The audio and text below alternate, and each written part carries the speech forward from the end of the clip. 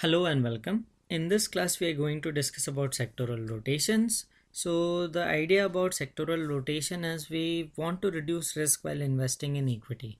Now the premise of this, the main premise of it is all sectors don't react to economic cycles in same way. So there are two economic cycles, expansion and recession. So all sectors that are there in the market, they don't react to these economic cycles in the same way. There are some sectors that react more aggressively. So these are called as aggressive sectors. There are some sectors that don't react much. So these are called as defensive sectors. So like we have discussed, there are two economic cycles, expansion and then recession. So there are some sectors that perform really well when expansion happens because their sales are directly related to the economic activity going on in the economy. So if economy is doing well, their sales are good, so their profits are good and their stock prices are doing well.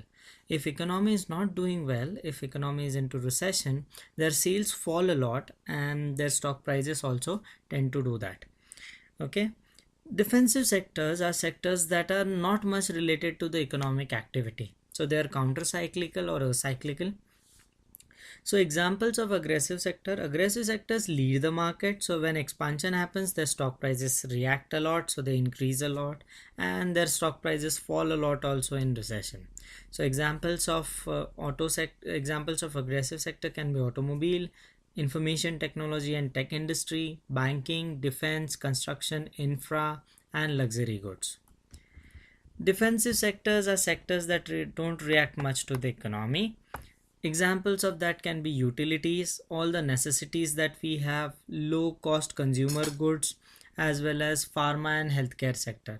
Example, as a person, you don't stop consuming pharma medicine, let's say like aspirin, when recession strikes, right? So sales of aspirin is not extremely highly correlated with economic activity, but you will stop buying Ferraris if you don't have a job. So that's a major difference.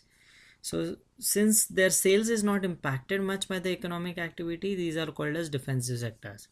Now we can classify these according to their betas. So aggressive sectors, beta is reaction of stock to the market movement. So if the stock has high beta, it will react higher than the market. So if market goes up, the stock will go higher than the market. If market falls down, it will fall down further than the market. Okay, low beta stocks generally drag behind the market. So if market is rising, the stock rises slowly than market.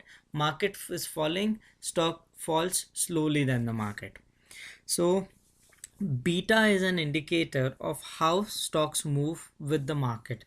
Generally market is considered to be an index. So beta measures sensitivity of the stock to the movement in index. So aggressive sectors generally show high beta, defensive sectors generally show low beta. So what you can do as an individual, you can combine high beta stocks with low beta stocks to reduce the risk of your portfolio. So just to recap, there are two types of sectors: high beta sectors that are aggressive, low beta sectors that are defensive. The summary of the discussion was you can combine high beta and low beta stocks in your portfolio to reduce the risk of the portfolio.